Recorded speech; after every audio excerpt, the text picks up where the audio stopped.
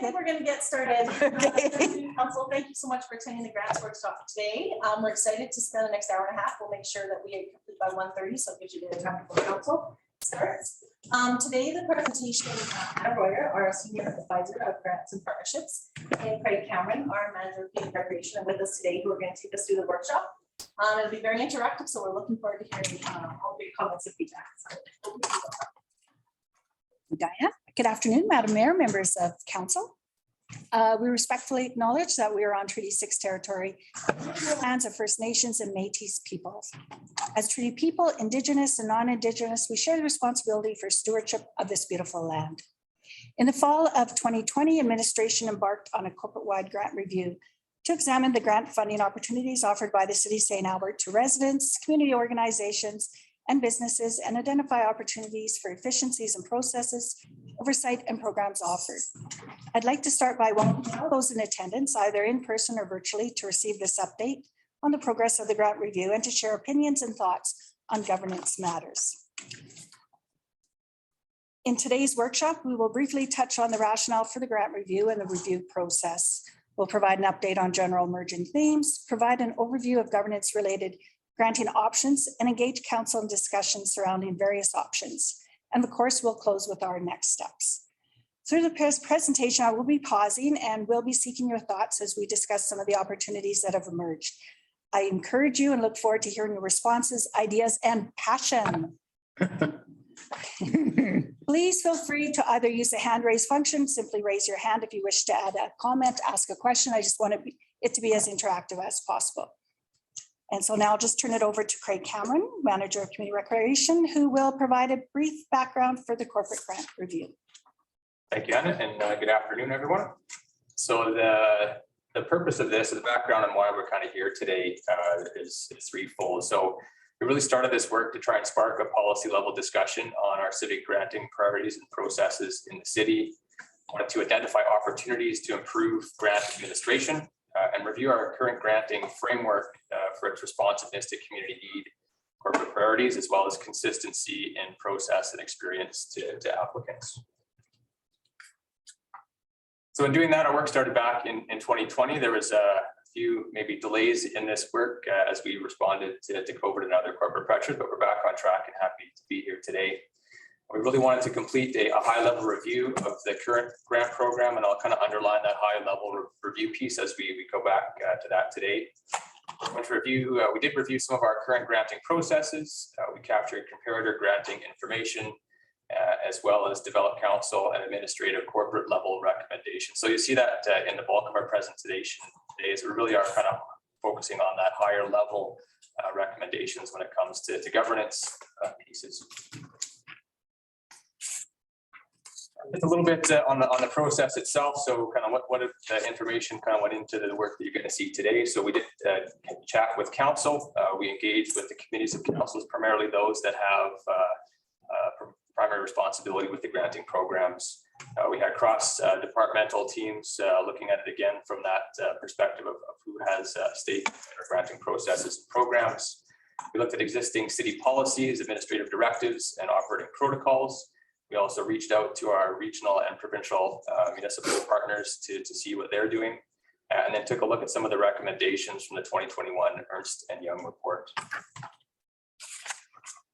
Last slide for me today is just a bit of an update on that process. So as I said, we started this back in Q3 of 2020 with our collection of data. We did some analysis of that later on in 2021. Right now in Q1 of 22, we're in that formalizing the recommendations, so those administrative and those governance level granting recommendations. And we hope to return to you in Q2 of this year with those final recommendations. With that, I will turn things back to Anna. Great, thanks, Craig. So as Craig mentioned, we did some engagement and review, and that began just a little bit over a year ago. Again, it included that council survey, and part of the reason we're back to you again is because there has been a bit of a change in council, so we wanted to make sure we captured any additional thoughts and opinions. And we did do a discussion with committees of council currently involved in review, discussion workshops with city staff through the completion of state of reports for each current grant program, as well as we had additional one-on-one discussions, and those current state of reports, we have pared them down somewhat, and those were included in one of the appendixes in your package.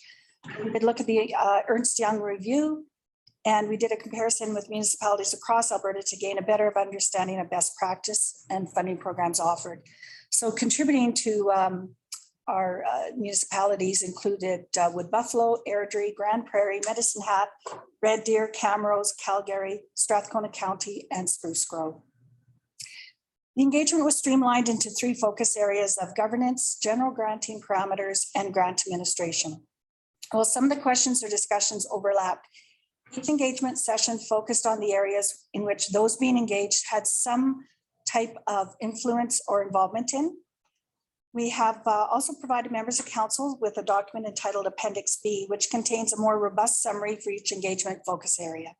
Overall, stakeholders stressed strong support for civic funding initiatives and the need to continuously make improvements to respond to community need. So we'll now look at the governance recommendation options. So again, utilizing the themes emerging from the discussion points related to opportunities were identified, which could be applied corporately with the intent of providing a more efficient and relevant civic funding program. Again, we're looking at building that framework and then moving forward from there. So one of the things that has come present is we really do need to look at the framework and become consistent. We'll look at each area on the slide above as we move forward in today's discussion. We're going to start with the general granting principles. The area of general granting principles is one of the most important in the formation of a governance structure, which will meet both the needs of the community and council. This is a foundation for why and how the City of St. Albert supports the community through civic funding opportunities. The principles provided for discussion have been developed based on the results of the council survey and best practice research. For the purpose of this discussion, we separated granting principles into 3 areas: general principles, those related to allocation criteria, and those which fall under the area of reporting and accountability. So we're going to start with the general granting principles, and then we'll move through each principle one by one. And I'll go through them. I'll be looking for any feedback or comments that you have on each principle. So we're going to start with the first one, and this is where it's your chance to become interactive and provide any feedback. You may have feedback, you may not. Looking at spending a little bit of time on each one, although the bulk of our time will be a little bit further down in the presentation. So the first general granting principle is the idea that grants should support external organizations or individual whose work supports city strategic initiatives or priorities. So I'm not looking for a vote. I'm just looking for any comments, any discussion, any strong feelings. If you feel this wouldn't be a principle that should be included in our overall granting principles.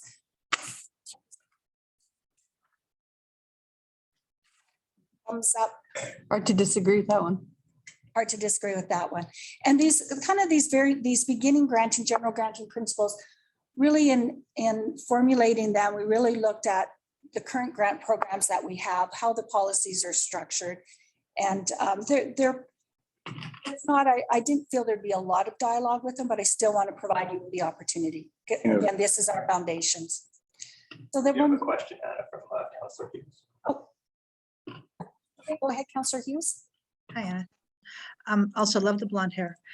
Anyway, I don't think it should say that it exclusively handles it, because the strategic initiatives and priorities are set, and sometimes opportunities come up that may not been foreseen when this initially was put together, in March type of thing. So I think that while we say, yes, it should support it, it should not be exclusive. It should be a parameter that we're considering, but I don't want to have the city not be able to, or say we're restricting ourselves from opportunities just because we did not think of it to write it in our priorities document 1 or 2 years earlier.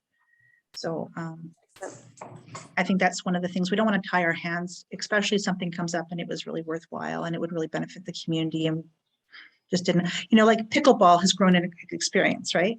But if let's say pickleball was at more 3 years or 4 years ago, it wouldn't have necessarily been a priority, or depending on who was on council, it wouldn't have been. And yet it would definitely, if there's an opportunity to have a grant that move forward to make it a reality, we don't want to restrict ourselves. That's all.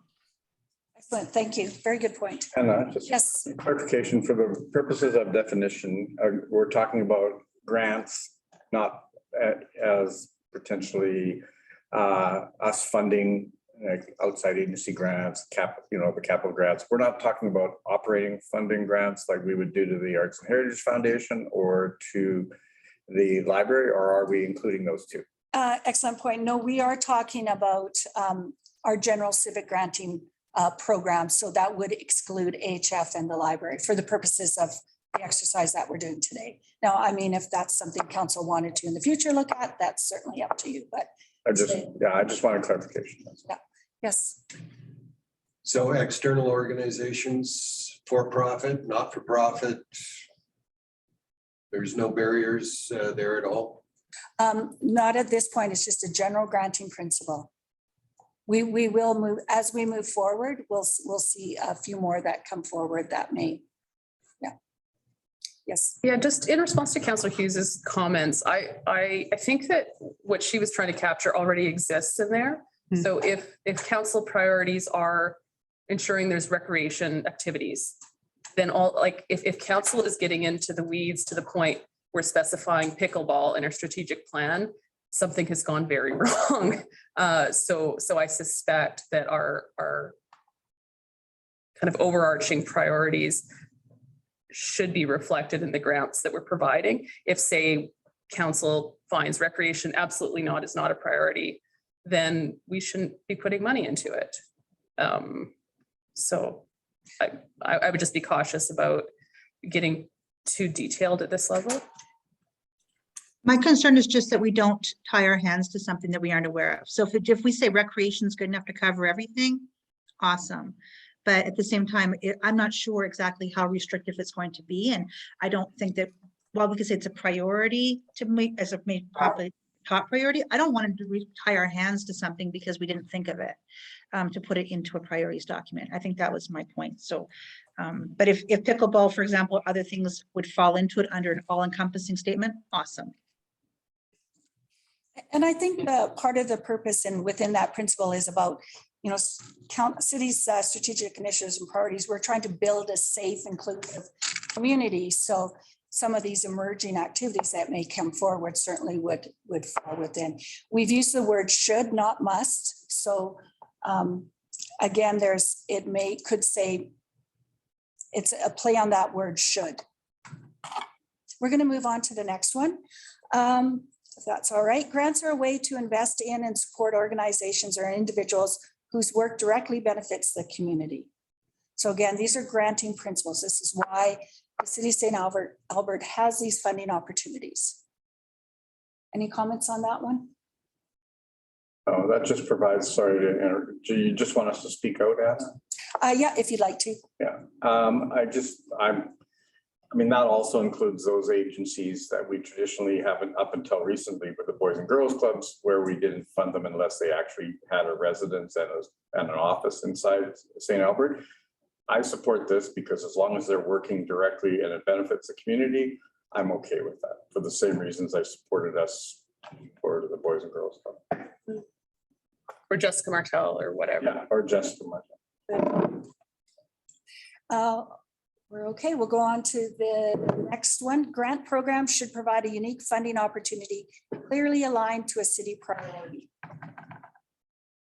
I explain unique because ongoing funding necessarily isn't unique, as we know many of our agencies have received funding from us for decades. And without that funding, they don't operate. So what's unique about some of them? So define unique. So unique would be, for example, we wouldn't fund 10 minor hockey organizations. We're looking for a separate or unique singular purpose.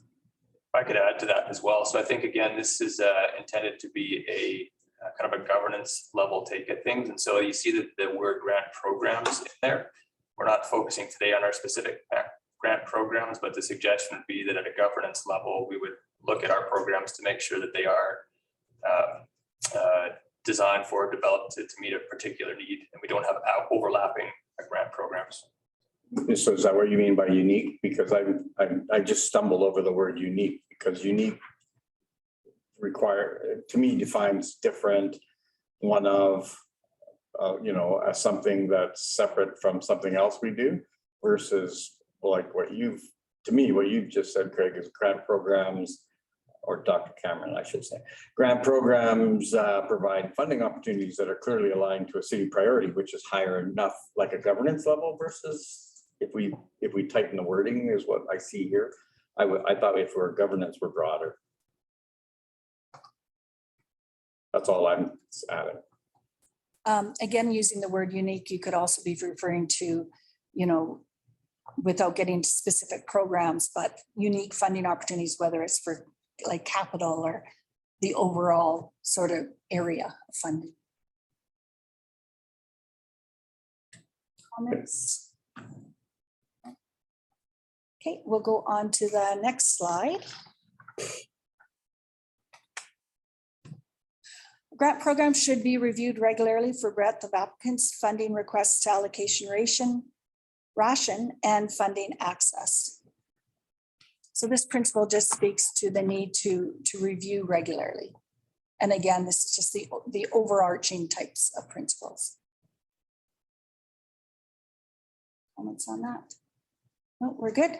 Municipal granting should not be the sole funding source for any recipient's program, project, or operation. So that principle again speaks to, there's got to be some, for lack of a better word, skin in the game from the organization, whether it's from them getting volunteer labor or going out and finding other sources of revenue. The only hesitation I have with this one is in terms of arts funding.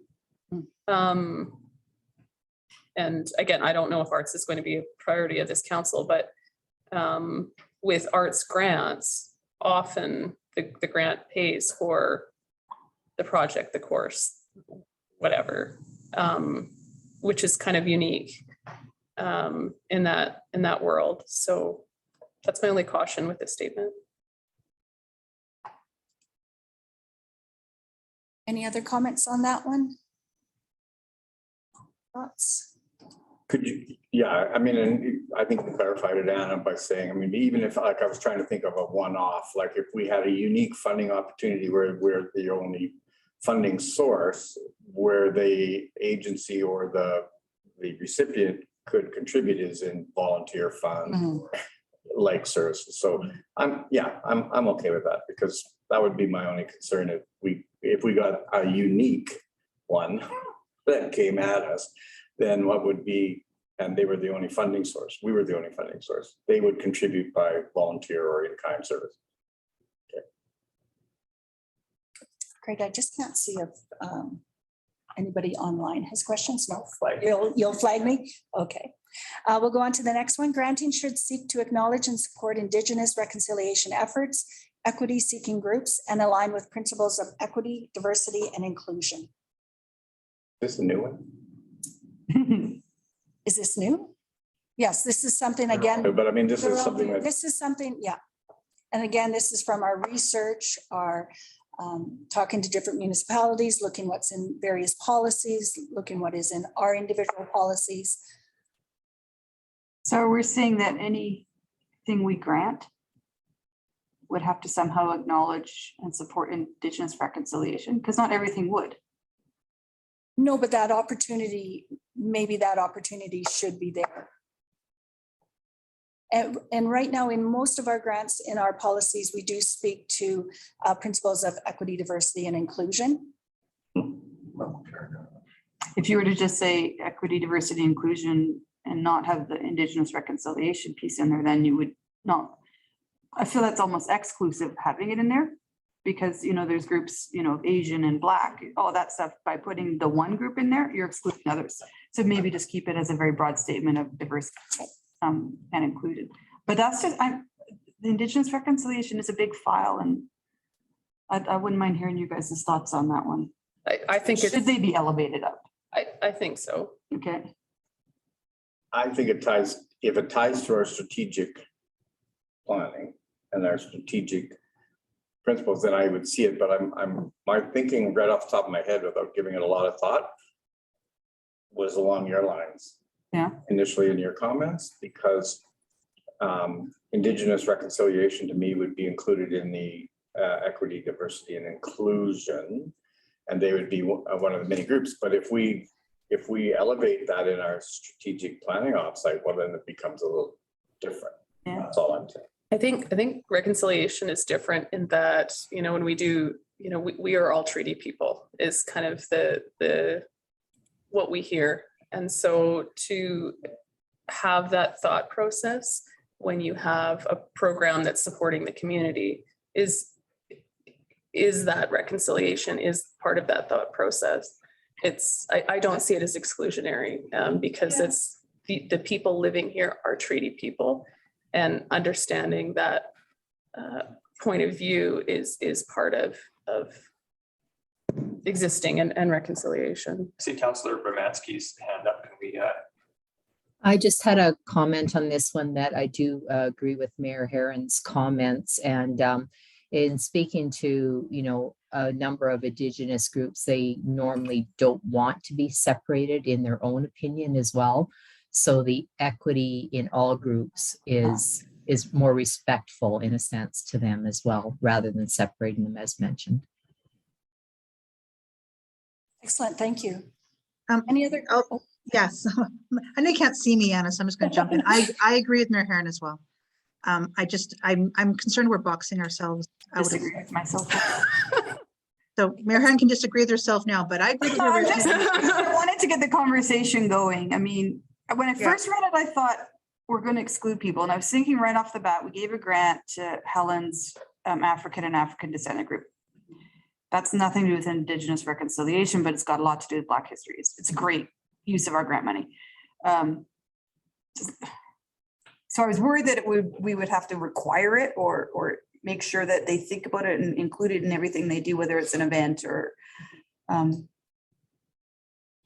But I do feel like even Helen's Black History Group, they care about the Indigenous rights of what's going on in Africa. Like Indigenous rights, it's our local, it's what happens in our land. So I like it the way it is now.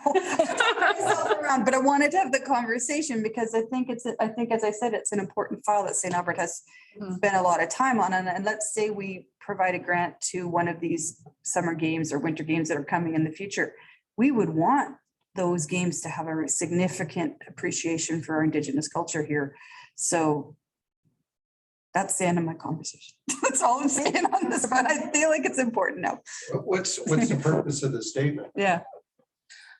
So where this came from, again, is research. In some municipalities, it's really difficult when you're getting all this information and comparing, because every area in Alberta is a little bit different and everybody's dealing with different challenges and different opportunities within their community. So for some communities, the Indigenous portfolio is at a different place in time right now. So they may have within their council priorities really listed, as I think you spoke before, that if this was something that was your that you had stated right out or however it was written, theirs happens to be. So they have included it. So we thought we would put this in here and see what our council felt. Like, do you want to have the Indigenous reconciliation efforts separate, or do you want, because right now, currently, most of ours just talk about aligned with principles of equity, diversity, and inclusion. So again, it's the conversation and understanding what in St. Albert do we want? I guess, So, oh, go ahead, Wes. Yeah. sorry, so you have an environmental advisory grant to a grade 5 class at Keno Shale. They're going to go study frogs. How does that play out? I would suggest that in this context, that language is not meant to be excluding groups from grants or narrowing the scope of grants that we offer, but it's an opportunity to highlight specific communities or peoples that we would like to invest in at a corporate level. Okay, so then do we expect them all to tie their grant applications to that? Because that's how I read it. I better have some statement in my grant application so that it applies. So again, the wording is the all important. So maybe the words where appropriate, or just depending, or maybe on an application, it's a checkbox as far as, you know, does this project or program support and acknowledge? Or how could it? Or maybe it's just the opportunity to allow people to think a little bit more about those opportunities to be inclusive. I think your comment about the grade 5+ studying frogs is actually a wonderful opportunity. So I'm a grade 5 teacher. I get this grant and I see that this principle is there. I can think about it. It's like, okay, well, how does that apply to reconciliation, and can think about it. Maybe there's nothing, but maybe there is an opportunity to tie that in. You put it in there. I got no beef with the supporting Indigenous reconciliation. I'm all for it. But you write it in there and that's how people are going to write their grant applications. Yeah. Yeah. And I don't want grant applications prioritized because they do acknowledge. I guess that's my thing. If you got two that, and we are always faced with this, two good things and not enough money, right? I don't want the people that have checked off that box to get more priority just because it just doesn't fit with the other application, even though it's worthwhile and maybe supports the other principles. So that's Excellent. Excellent conversation. Sorry, I'll be quick. Just picking up on the conversation around, and then some of the other comments. So when you were forming these, you did best practice research. Did you go out and consult some of the community? Did you actually get some consultation with the Indigenous community who felt that they were being excluded from grants, or? Not at all at this stage of the review, no. Would you seek that, or? I mean, it's certainly, I mean, if we felt we needed to, yes, certainly. and I'm not necessarily just saying you would go to Indigenous groups or the advisory committee or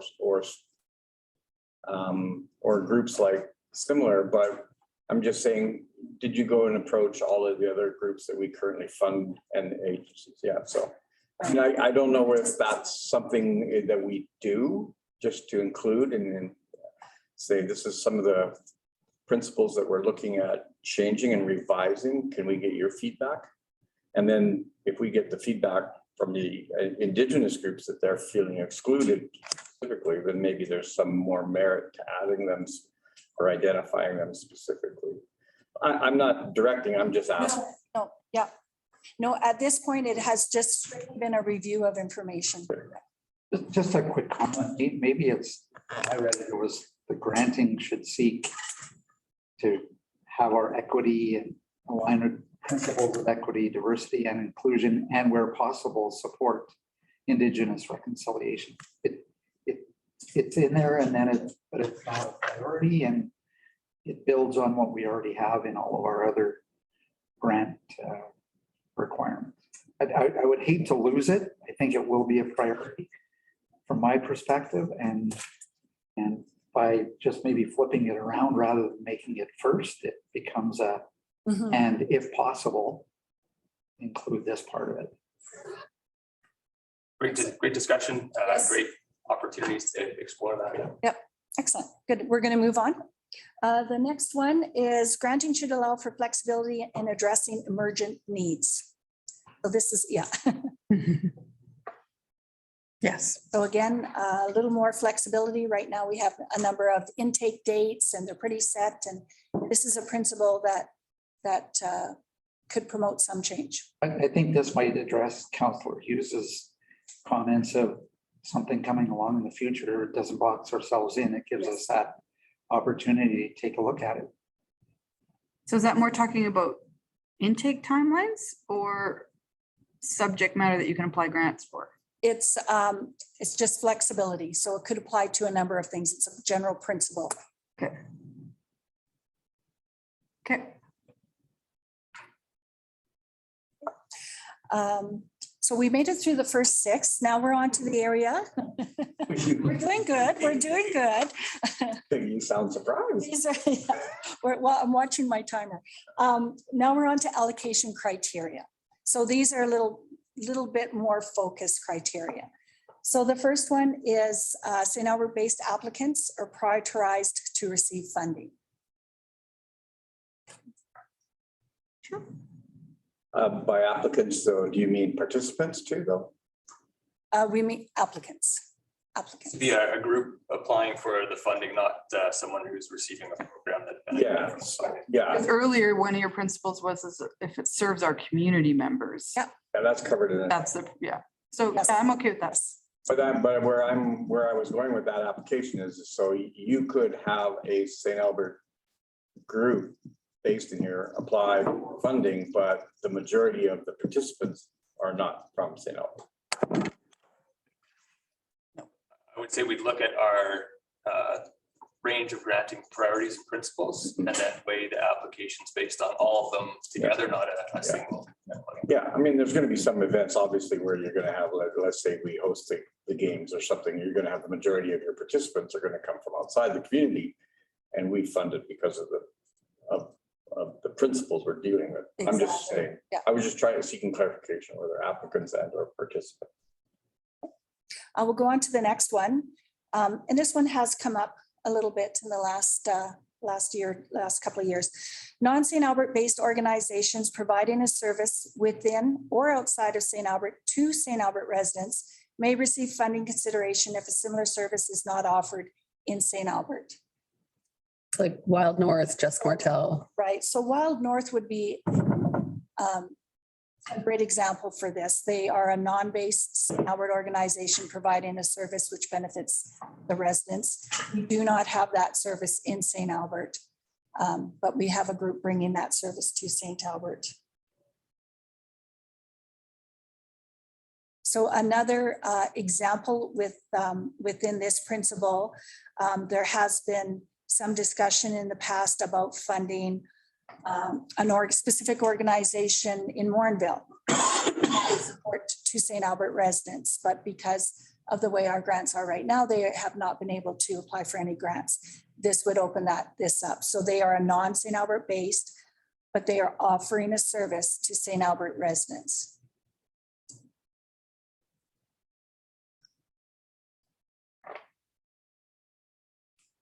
Any questions? Yeah, everyone's good with that? So part of that principle also, there is a council motion related to provide a policy. It's Council Motion 19037. So it's been on the books for a little while. So we are hoping once this does come forward, we'll be coming forward in April, that we will be meeting the needs of that council motion, because we are trying to address outside organizations applying for money. Is that my Wild North motion?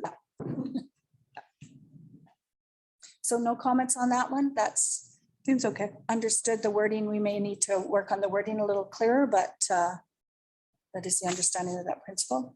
Okay, the next one, allocations should prioritize potential benefit to the greatest proportion of St. Albertans.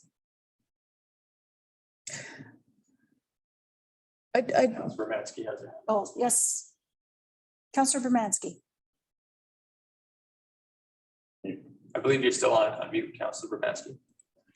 Sorry, I'd like clarification on this one. How could you possibly prioritize a benefit to the greatest proportion of St. Albertans?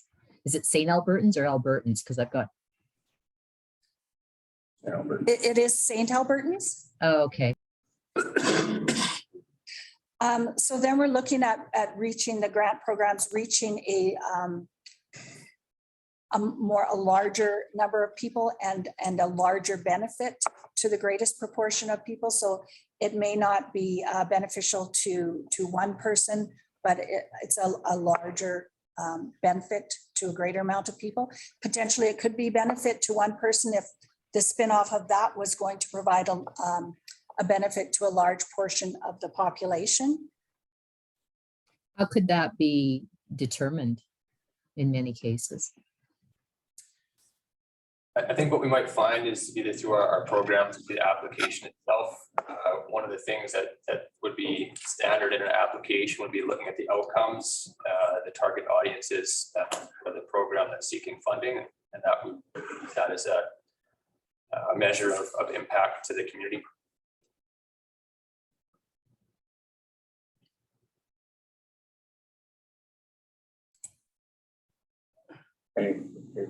Just, I guess to clarify, Shelley, when you see the applications in the CSAC, they're really good about saying, 70% of our participants live in St. Albert, or we had this big event and 80% of people were from St. Albert. So they're really good about providing that information.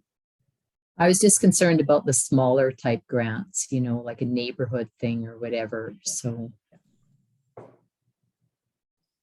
And then my only concern about that one is that I wouldn't want us to leave out the greatest need. Like you think of our crisis fund, for example. Mhm. It's like, well, you know, there's a senior who can't afford their meds and we're helping them out. That's only benefiting one person. I'm okay with that. So this one makes me a little bit concerned, but generally speaking, as a general principle, I agree with it. Yes, I thank you. think, can I just jump in here? I think when we were looking at this one and this was first proposed, it's, for example, let's say we're working with an organization in St. Albert, and through their grant process, they were 90% of the participants in the program were from Edmonton or Spruce Grove, or Morinville, or wherever. And it was serving a very small percentage of St. Albertans. That's where that one was coming in more. They'd wanted to see a higher percentage of the benefit going to our citizens of St. Albert.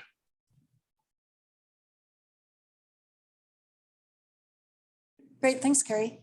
Do we need to, I guess principles, we should maybe split them out. I was just thinking if, like, based on my original comments about the first bullet, is there any way that those two could be merged so that there wouldn't be, but then again, if we're just talking about principles, they're just guidelines. They're guidelines, right? Yeah, they're guidelines. And so, I mean, Right.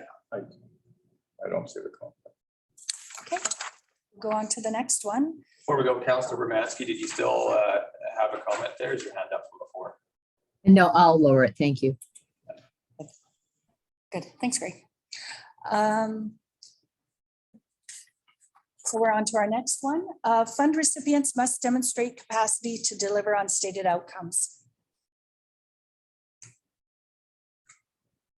So this is about providing money to an organization and then ensuring that that organization can actually follow through.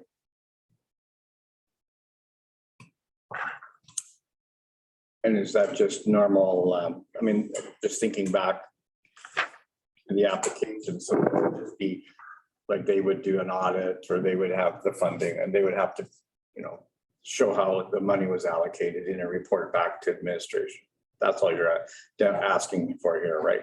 Yeah, and in the types of things that those applications ask for, whether it's, you know, maybe a fundraising plan or a operational plan after if it's a capital project that's built. It's just in that carry forward and what the outcomes are and ensuring that that capacity is there.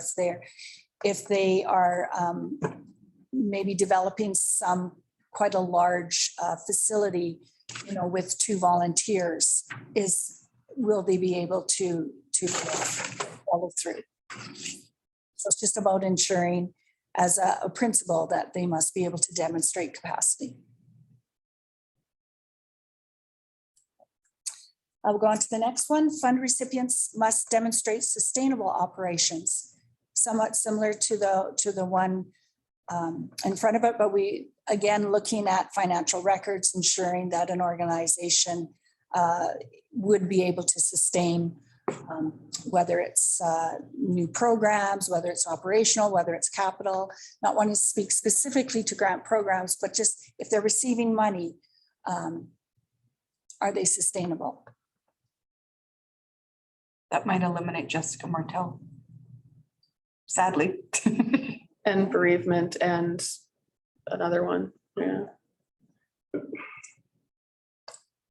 Are you talking about ongoing applicants? So I mean, sometimes we get one-offs. I mean, they're not going to be sustainable, right?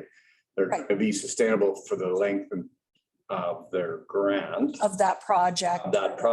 Right? So you're not talking about a history of sustainable operations. Like, let's say we were talking about SAFE or something. Mm-hmm.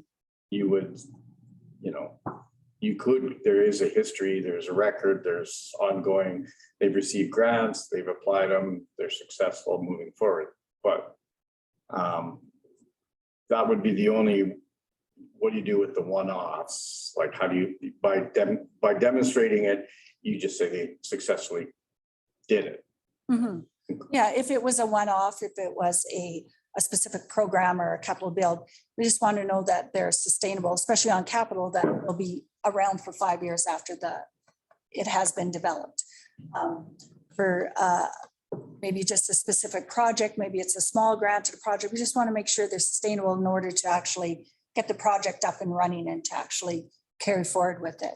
If they are coming to us with a budget where they've constantly run a deficit of X dollars, and it's uncertain whether or not this grant money is going to actually go to the project or to the bottom line. We just want to make sure that they are sustainable. I believe you raise a good point, though, that we should consider that balance between grants that are for a specific program and those are really sustaining organizations longer. Mm-hmm. Yeah, and Consider that, I think. I think we're just getting tied up on the word operations or sustainable. Like, I mean, it's like, are they ongoing? Sustainability. Yeah, Yeah. maybe we just need to find a different. Yeah. You know,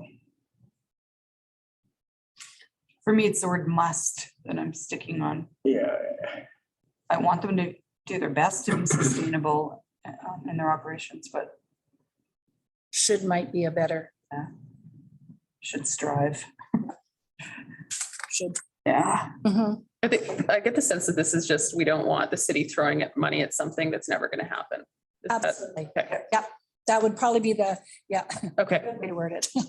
So No, I just, no, it's not. Train. Yeah, and that's fair. Gina? so the challenge I have is, let's say it's a new organization. So Yeah. like, how much history do they need to have to prove they're sustainable? Like, I'm thinking of active communities, for example.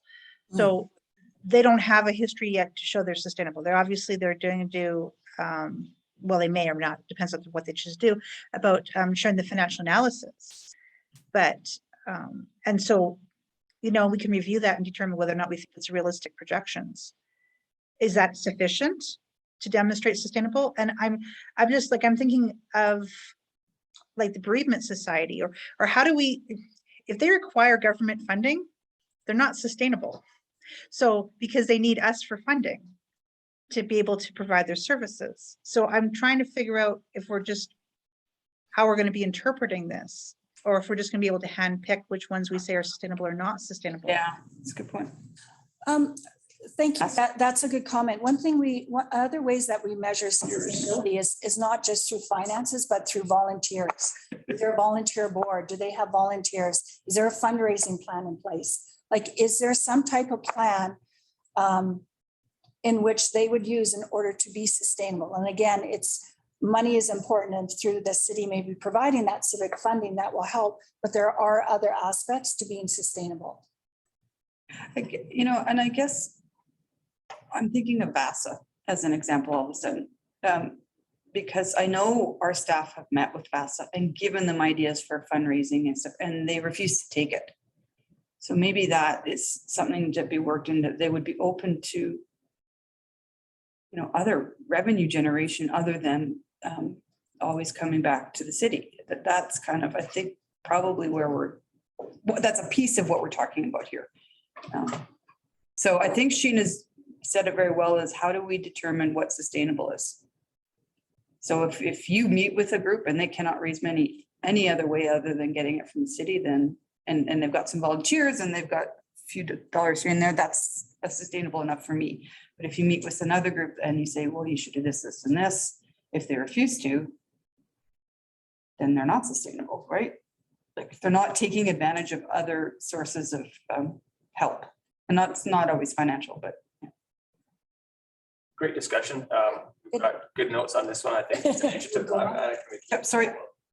The next one, civic funding support is provided to assist the recipient in achieving a net zero balance on their project event operations budget, not to experience a net profit.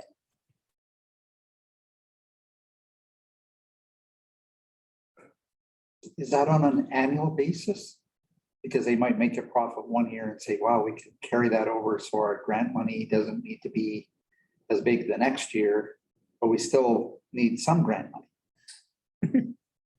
It's open again. It's a granting principle. We do have this built into a number of our grant programs. where the reporting, it's for a net zero.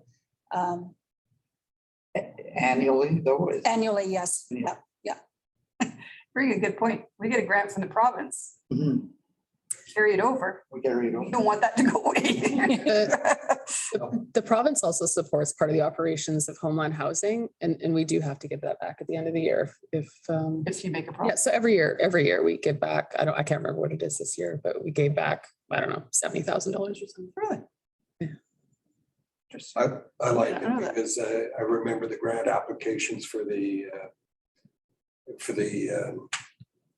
concert on the hill. Forget what that. Oh, 7 Music Yeah. Fest. Yeah, Music Festival. Okay, we'll move on to, we're almost through these. This is the last two. All grant programs should have clear reporting and accountability measures that align with city priorities. So we're into the reporting accountability now. And the general principle. Okay. And the last one, grant reporting requirements should reflect the value of the grant and the impact to the community. Don't understand this one. I need an example. Anna. So for this one, the value of the grant. So for example, right now, say a community capital grant, those are usually larger, or even, sorry, for the outside agency operating grants. There is quite a bit of reporting requirements. We see all receipts. There's different, they have to hand in their reporting and then they would receive a holdback. Whereas when we have maybe a small grant, maybe it's $100 or $200, maybe the value of the grant is much less, and maybe it's just a simple one-page of reporting. For community events, for the most part, that's what it is. They just provide some response back to us. Because I see those as being different, using your example a little bit. I mean, you can, if you're building a capital project, you build it, you say, we're going to put a new roof, or we're going to build a new kitchen, and your end result is there's a kitchen stuff. Versus, so what's the impact on the community of a small grant? How would you report back on the impact of the community? Would you say we said we were going to provide this service, and we did, and it's based on an outcome, so we achieved this outcome? Is that how you mean it? Yeah, they would provide how many people, if it was an event, how many people attended the event, or if it was a small program, how many people were involved in the program, there were volunteers, if there was, yeah. So that brings up a bigger question is what do we do with that information then? I mean, do we just file it somewhere and said, oh, this is a wonderful thing, and then it's gone? Like, what do we do with the information that we get? I guess it's our checks and balances. They did provide that reporting. Now, if a group didn't provide that reporting, they wouldn't be eligible to apply for grants. Yeah, there's that one outcome about that they didn't, or that they had, but do we use it then to inform other programming? Could we use it so what's the impact on the community? So let's say an agency identified a service gap, they provided that service gap and they had a big impact, and then do we then just keep on depending on them? So, or do we say, hey, this is something that we should maybe look at providing as a service? Well, and that's an excellent point, because it does provide that feedback back. So As long as we're able to use it internally, we certainly do. yeah, and as long as there's a mechanism to do that, as long as it doesn't sit up on Anna's shelf in her book to say that, okay, tick box, done. But now how do we inform our own operations with that information? I think that's important. Yeah. I think to add to that, I used to love Anna's informal, this is how it went last time Yes.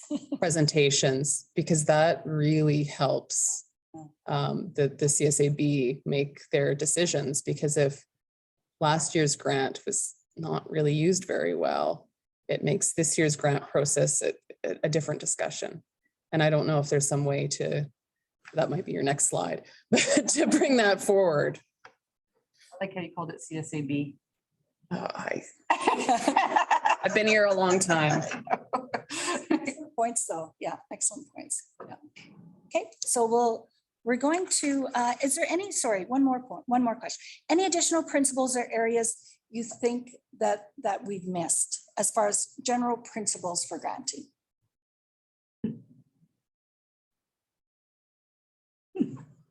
Should have asked us that question at the beginning. And please, if you know, you go home tonight or you're in bed at 3 a.m, you wake up and you think, you know what, they need that other principal, please I'm gonna call you at 3. call me, yeah. Call me. I wake up at 3 o'clock, it's for other reasons. So leaving the overarching area principles, the next area that would fall under responsibility of council is in the area of grant funding. This is specifically related to how is the overall funding envelope determined and what role does council want to play in determining each specific grant program and the dollars assigned. So I've provided 2 alternatives for you to think about and to discuss. So alternative 1, council sets a general grant budget to all grant programs and contingencies. So for example, say it's 1.7 million. Council has expressed that the current overall funding envelope for civic funding is supported. All recommendations are within the intent of staying within the current overall threshold of dollars allocated to civic funding opportunities. Approval of a single grant budget would allow for a holistic review of city grant investment. So this would be a change. This would be something different. You would just approve the grant envelope and then the programs and whatnot would be aligned within that envelope. Alternative 2 would be what is current practice right now. That's where council reviews and sets each individual grant budget. So council would review each program budget and would be open to debating both the budget for each program. Council would have to develop its own record of overall grant funding provided by the city. So alternative 1 sets, this is the max budget for grant programs. Alternative 2, we continue as we are right now. Any comments or thoughts on that? Would both of them be set on a per capita basis? Like right now, we do some grants that are X number of cents per resident. Would we do it that way, or would we just set at regular budget, we would set aside based on historical, we could do this and then. What do you think we should do? I I think. Question, you're not gonna pull mom on me. Specific to that, though, I'd say at this point, we're not addressing the mechanism for that amount. We're just talking about the process for making it. Yeah, and the problem that you have when you do that is each one specifically was identified to meet the need of the budget, the grant, right? And so in certain grants, you could say, yeah, this makes sense. We would allocate X number of per capita or something. Whereas other ones, it's not quite so cut and dry and easy. So I don't see how we could create a big funding envelope and then parcel it off based on what, because you'd still need some criteria for the other grants that are maybe a little bit different in the way we do it, because we have all these other different grants and what their functions are. And so I can understand the attraction of number 1, where we set the budget, but then I don't want to get rid of the process that we have in relation to who allocates that out. One of the advantages would be when we have something comes up. And you know what, if we just had an extra 300,000 or whatever the amount was, this would allow some flexibility, some ebb and flow depending on the year. Yeah. I think I like number 1, but instead of a overall budget that we would approve annually through budget process, I think each grant should have a similar budget setting process, whether it's a per capita thing or whatever. What I don't like is setting our budgets based on what we gave out last year. And so, yes, we had one group that needed this much. They don't need that much this year, but the budget stays the same because it's historically based. I don't like the historically based. The one thing I would be cautious is because we are talking about FCSS grants in here as well. We need flexibility with FCSS to go obviously beyond the 20% that were required.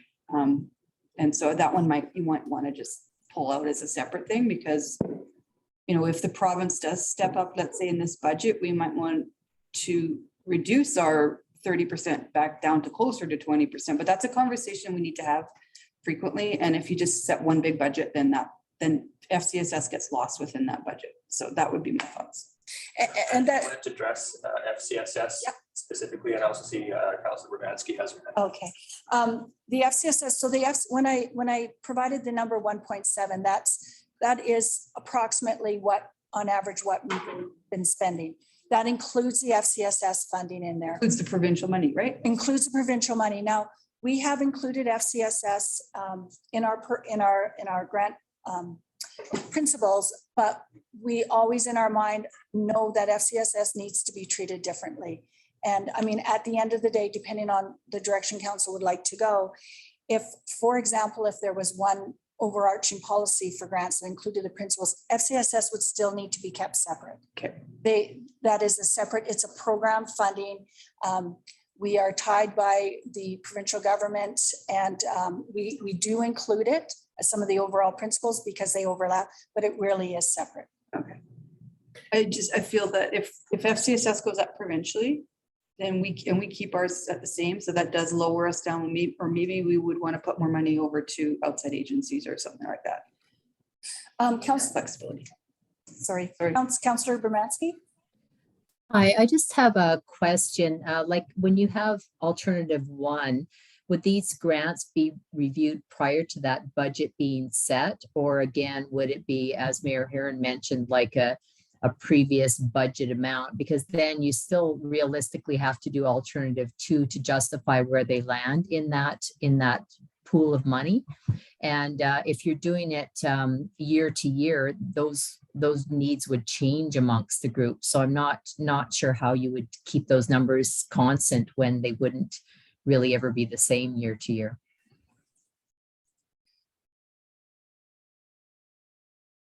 Yeah, and again, it's just a method which we could use to move forward. As far as the details of how exactly that would happen, those certainly still would need to be addressed. Yeah.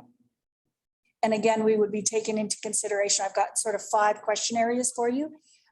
One will kind of lead into the next. So it'll be, again, taking all of the responses and the thoughts in order to move forward with it. So. Did you guys hear that noise? That's the freezer condenser. Any other comments on this one? Yeah, I would say I love alternative one. I think the flexibility that it could provide is where we've really struggled the last few years. We get kind of caught that like, well, we have $200,000 left in our community events grant, but we have nothing left in whatever else. So giving that flexibility, I think, would be fantastic. And it would also put, and I'm assuming part of the process here, it would put kind of more responsibility on our committees of council to really advise us instead of kind of groups constantly coming to council and wanting one-offs. If that flexibility exists and those community groups still don't want to give that funding to that group, that makes our job easier than them coming to us directly, which is what happens. I read ahead.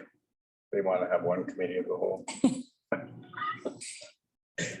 So Any other comments? Good. Is current process adding any layer of complexity for administration, like current process option 2? I mean, speaking for myself, I would say no, but when we look at principles and we look at the review and we look at the opportunity for flexibility, that's not necessarily there right now.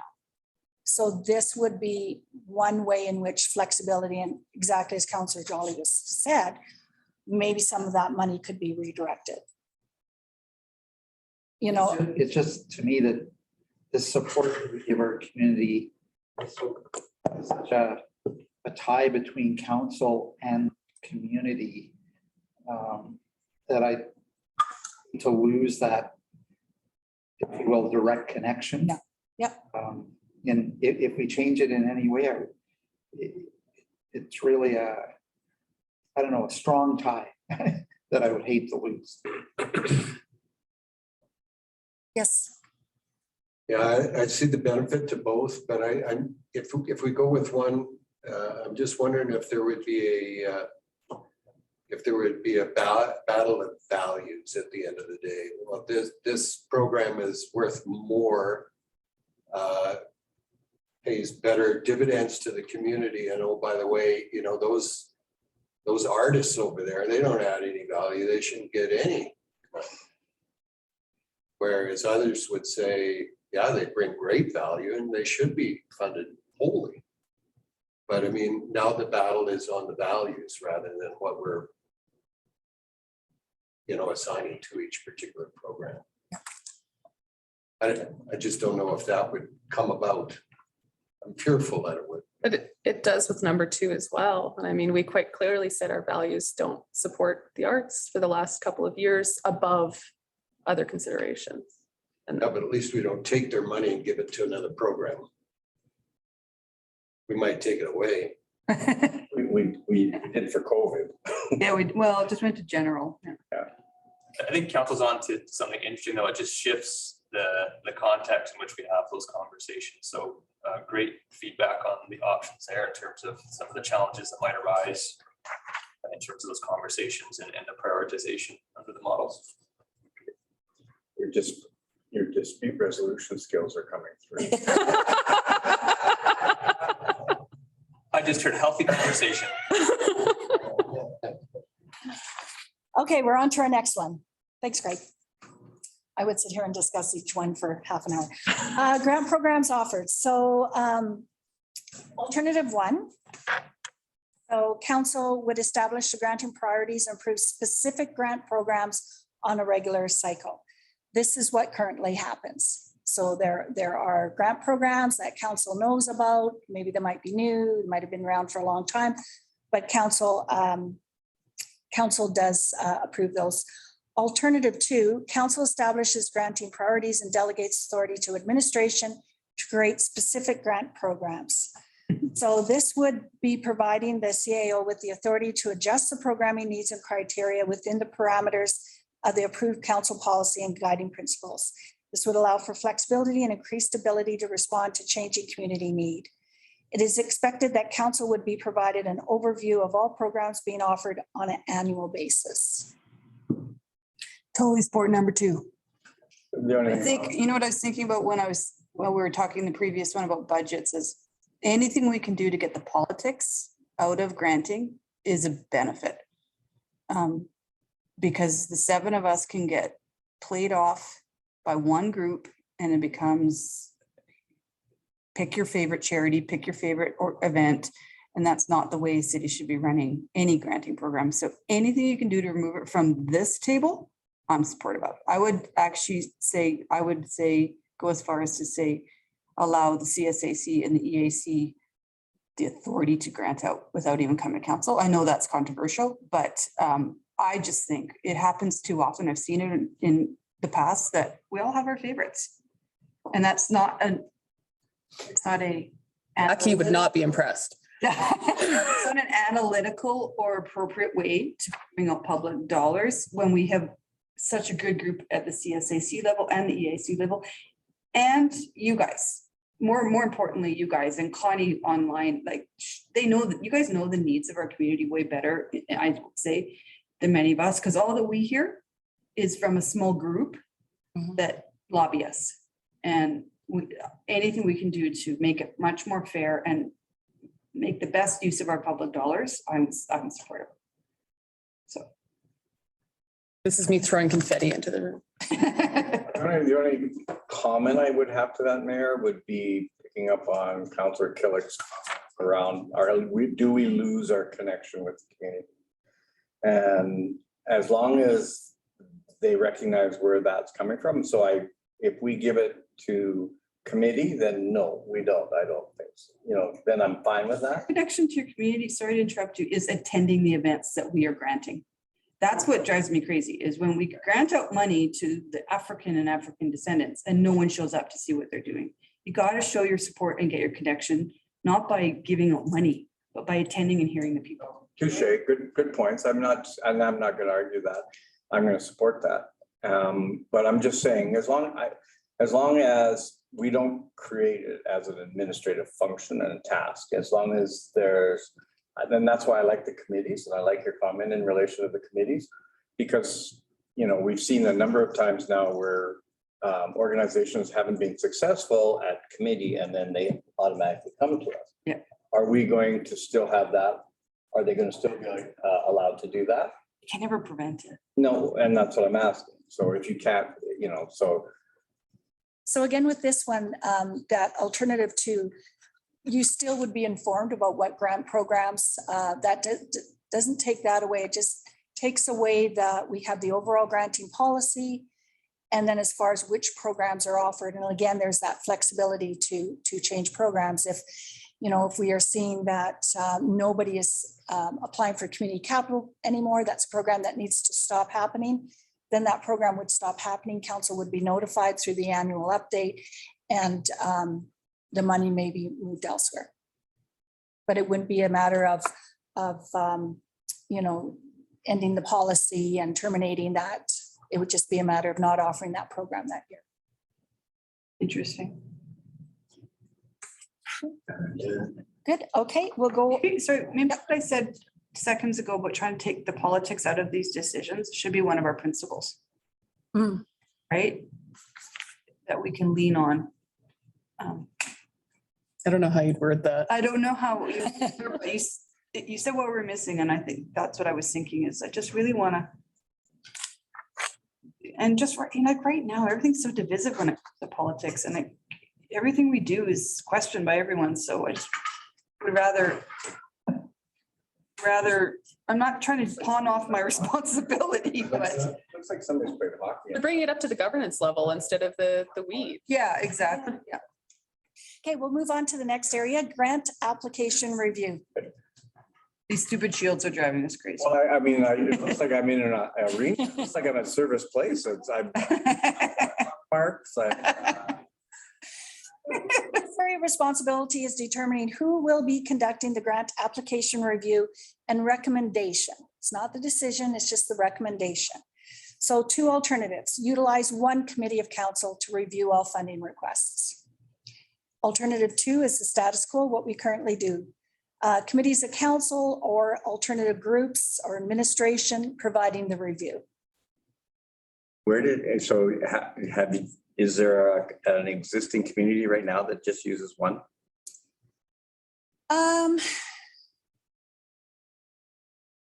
For smaller communities, there would be, they would just use similar to a community service advisory committee to do that. I like the different communities doing it. Yeah. I would agree with that. One of the real blessings, if you will, or a concrete benefit of being on a community committee is that you have to make decisions around granting. So I'd hate to take that away from the EAC or the, others. For the arts. We have some overarching committee here that is all grant funding. What do you give then to the? And with this one, I must say, I did pose this question to the committees when I met with them. And there was not one committee that was supportive of this. They all were felt they were, they really value being involved as the subject matter expert. They take great value that council has interviewed them and then appointed them to these various committees. And they feel their expertise is really contributing. I would like though to see this even pushed one step further. I agree with all the committees the same committees being involved, but I would like to have them make the decisions. Having it come back to council is what's creating those political problems. So if council appoints these people to make these decisions, then let's let them make those decisions. That could be a wonderful segue to our next. Great. Next slide. Am I okay to move on? So the next slide talks about grant approvals. So next area of responsibilities in determining who will be providing final approval of the grant.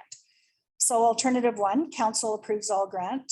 Currently council is approval body for the majority of civic funding allocations unless otherwise identified in the supporting policy or admin directive, with no consideration for dollar amount required for council decision, whether it's $100 or $100,000, it all comes to council. Alternative two, council approves all grant requests over a minimal value and delegates approval to administration or a committee on requests under a maximum value. So this would be low value grants. So they could either potentially stay within the CAO or at a certain value, they're at the committees of council, and then at a certain value, they're at council. Right now, the structure we have would be so CSAC reports to CLSC community, right? So, I mean, basically all we're doing is, we're making recommendations to council and it just goes on consent. So I don't see a problem. I mean, if that's what you mean by approves all grants, that process that we currently have. Yeah. I don't see anything wrong with that one. I don't. So which one? The top. I mean, we basically approve grants and the mechanism that we have right now is they come to committee and then there's recommendations to go to council and then they go on consent 9 times out of 10. But there's been some discussion around that still doesn't eliminate the ability for someone who wasn't successful getting a full grant, not appearing in front of council and asking council to increase their grant or. That's why I like alternative 2. Yeah, but I just don't. Right, it would still be in the agenda package. We could make a motion to change what the committee had approved, but it's on consent all the time anyway. Let's just get it off our plate and let the committees deal with it. And with any of these alternatives, again, the discussion is great. Maybe the alternative, we have committees, we haven't defined who a committee might be. That could be a committee such as CSAB or the AAC, or the committee might be CLSC as the committee that's providing final approval. The one with the low value grants, so under a minimum value, again, that allows for the flexibility and maybe speeding up the process. So, for example, if we had neighborhood grants, which some communities have these neighborhood grants, and a small little group wanted to do something, then they're not waiting as long. They could get approval for that, $150, $200 to do some little, whatever it happened to be, project at the start of their community. It just speeds up the process and takes some of that out of the step-by-step we go through now. I think what you just said is why I love alternative 2. And this is for a higher ticket item, the only kind of memory I have where this went wrong was the migration, what members of the community said they wanted. We didn't do that for all sorts of really good reasons, but it created a lot of conflict when we couldn't even say this is what the community wanted. So if it's something that goes to committee to approve, I think that needs to be the final word if it's eligible. And I wouldn't want to have administration override a decision of a committee. But I love how to make it quicker and easier for the groups and less stressful too. When they have to see it go through 3 different meetings, it's really stressful for the groups as well. Yeah.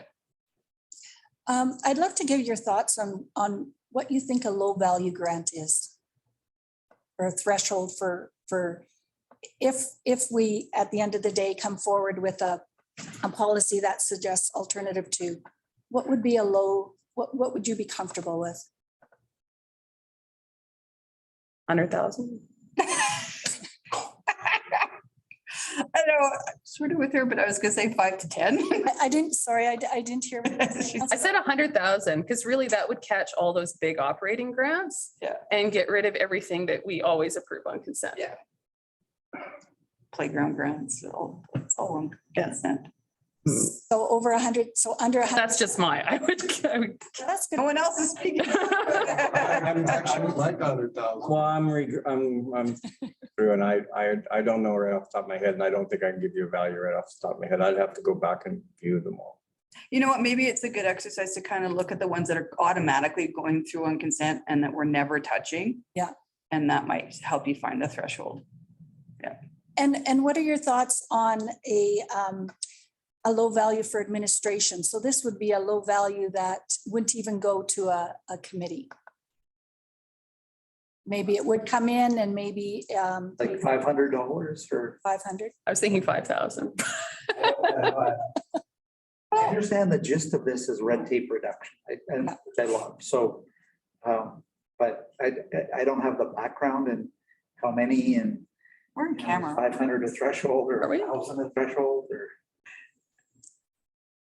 I can tell you what I found in the research and what other communities do with these low value grants. And they average between 500 and 1,000. Okay. So some are like anything, That'd be fine. 500 goes up, some are anything over 1,000, but it's kind of in that as far as that administration might. Like the beautification program, those grants are for what, like $1,000 or something? I want to say 250, 1,000? Oh, they're low. They're low. Yeah. So like those, we should never look at those. yeah, a lot of the economic development grants, we never Yeah, see. you don't. Administration is doing those. Okay, great. So there's a disconnect in how we do everything across the city right there. Yes. Yeah. Oh, yeah. But utility relief grant, we don't do those. Yeah. Any other comments or suggestions of what low value might mean or what you might be comfortable with? I'd be fine with 1,000. That's super low. I was trying to make it go higher, but I was thinking about, and hopefully we're in camera, are we? We're not. No, we're not. We're not. No, we're not. Thinking about a certain grant that we give out to a certain agency right now that we're thinking about pulling because they're not a not-for-profit anymore. That's not a huge grant, but it's something I want to continue to keep my eye on and be aware of. Because that's over 1,000 though, so. Yeah. But is it under 10? Slightly. So that's why 10 seems a little too high. Excellent. Councillor Romansky. Yep, I was gonna say that. See, Councillor Bermansky? Yes, I have a question. Say it's $500 to $1,000. Would every grant application that was put forward to administration just be, easily approved? And would there be some sort of printout of those, those grant and the timing? Would they be presented to council just once a year, or when would you see those actual grants? Thank you for the question. I mean, we haven't worked out, we're just working out the principles and the framework for this. I would certainly think council would need to be apprised of what grants had been provided, and there would still be a process. It just would be internally. So it would be the review of the application, if there's additional information to be found, and then it would move up within administration to be approved. So again, the process has not been developed yet. We're just looking at, is this something we want to explore? And the one other question, would they be approved all during the year or just at a specific time? Again, process has not been defined, but from what I've seen and read and found, usually those low value grants are sort of a continuous intake. And that again allows for that flexibility. If there's some type of a special project, a group of grade 12 students want to do something, that there's some avenue that they could go through in order to get a very low value grant in a short period of time. So it's kind of that continuous fluid intake. Thank you then. Any other comments on that one? Anna, Sorry, Councillor Hughes. it's okay. So what I'm not sure about is how are we changing this from what we've done before? Because in some cases, I don't remember the beautification grant even going for approval from somewhere else. So saying that that's an example of how we're changing it, I don't remember ever approving that. So are we, because this is just a dangerous slope when we start delegating the decisions of budget decisions to other organizations, whether it's through administration or not, and it will still get political. They'll just simply be political at the administrative level and we just won't have it be public. So I'm trying to figure out, what are we suggesting that we're doing differently than what we're currently doing? I think the answer to that is we're trying to become consistent. So right now, as you say, some grants may be approved by administration, some go to council, we're just trying to get a process in place that council has supported. And we have a public document with guidelines and a process for reviewing the grants that is very transparent, because right now, again, there's not a lot of rationale across the organization for why we do what we do. So is it administration because it's a low value grant? Is it, we're just looking for some sort of those building blocks? Okay, so which grants would we be taking off the table for council to approve?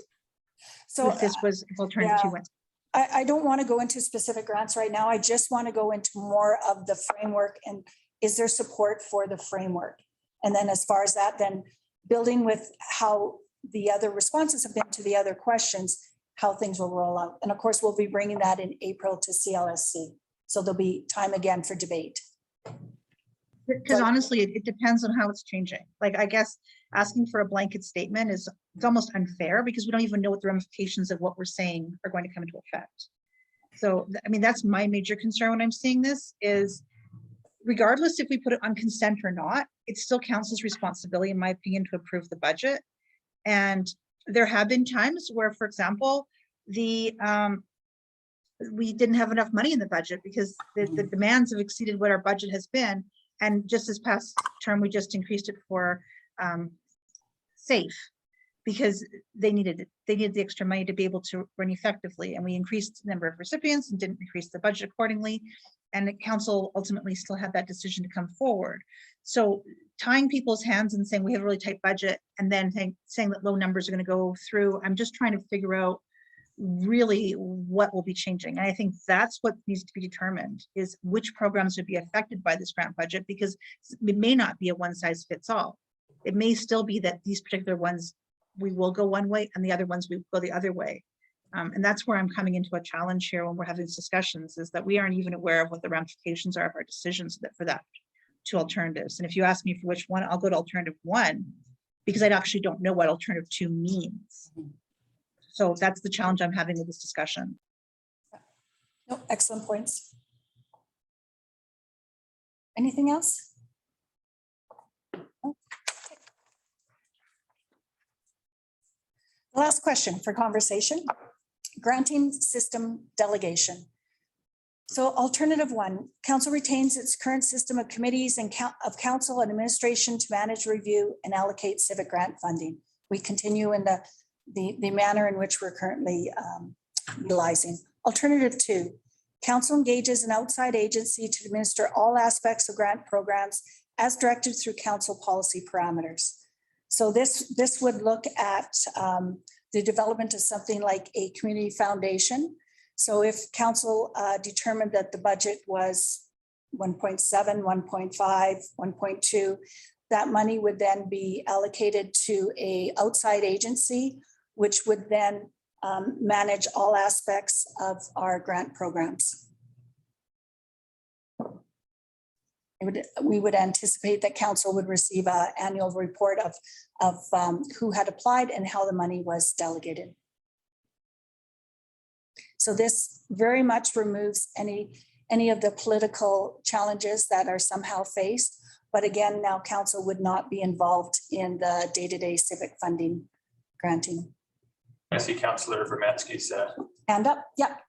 Hi, for alternative 2, would you be paying this outside agency? Again, the details of how things may work. I would anticipate they probably would require some type of pay to do this. But again, I would assume it would be a board of volunteers who then would take this all on. So Yeah, and then you have a community that doesn't have council listening to virtually anything they're asking for them. Yeah. Correct. I'm against that one for sure. Yeah. Yeah, generally speaking, I support alternative 1 for the vast majority of what we do. Alternative 2, I think, and I had this conversation with the chair of Arts and Heritage at one time. I think they would be the best place to administer arts grants. But that's the only section, the only one that I can think of that I would want to go alternative 2 with. Any other comments on this one? I support 1. Yeah, I'm supportive of 1 as well. Yeah. Baby steps. Alternative two would be similar to as well. I'm just trying to think how it was the lottery dollars that I think they were given. $18 Yeah. capital, so it was about $800,000 in 1998. Community Foundation in Edmonton deals with all their arts funding. And we have a foundation here in St. Albert. I can tell you, it just created another level, as you know. Okay, so that's one of the only ones that I'm feeling a strong sense of We like our committee. move forward with that. Okay, so we are on to, we're done the question discussion piece. Wow, thank you all very much. So now we're on to next steps. So we do have a final recommendation. We are hoping that will come to CLSC and then to council for direction. We'll be bringing forward a corporate grant draft policy updates as per council direction, and we'll be again including our report. 1 second, Councillor Romansky. Oh, sorry. Just check it. Yeah, thanks. Okay. So as far as advancing administrative elements, so we do have a number of administrative activities that we could do, which would be allow us to be a little bit more efficient and consistent in our report approach. Those aren't governance, those are strictly administrative. So we would be looking at those through Q2 to Q4 of 2022. Can you give us an example of what administrative elements you're talking? Administrative elements. We've looked a little bit of an online grant management system. So we're kind of exploring that a bit. We're looking at some consistent sort of operating protocols as far as how we do marketing for our grants, how we, what the applications look like, the timelines. Yeah.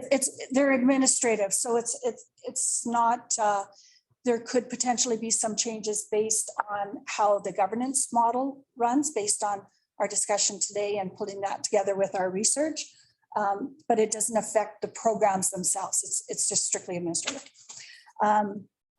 So then as well, we will be working with the various directors and the different departments as far as advancing the grant program review for alignment. So now, depending on what the policy looks like, if there's any requirement for alignment of programs, then that's a matter of both internal and external stakeholder engagement, including the committees of council as well too, as far as how those programs may look, and if there'll be any changes. And as well with that, confirm funding, if there's any need for any kind of changes to the budget, that would be coming forward in Q3. For example, if we did discuss having that one overarching pool of money into one account that would be delegated, if that is indeed the direction council decides to go, there'll be some, those would all come forward at budget time. For the final recommendations, just a request, is it possible to get kind of a sheet that says, if you go with these recommendations, if this had existed 3 years ago, these are the grants that would have been approved by admin, these are the grants that would have been approved by committee, these, we could do that? I think that just goes to Councillor Hughes' point about having a real clear sense of what it means practically for us. We could do that. The other thing in that appendix, I want to say A, is it appendix A, that we have those state of reports. So I did get the staff that completed those to put the 5-year kind of look. So they did up until 2020. So you can see what the dollar value of those grants are. So that may give you an idea of that as well.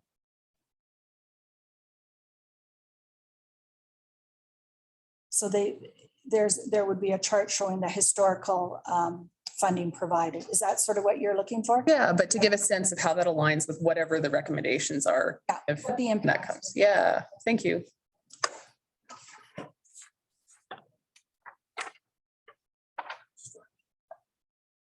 We're good. And any other questions?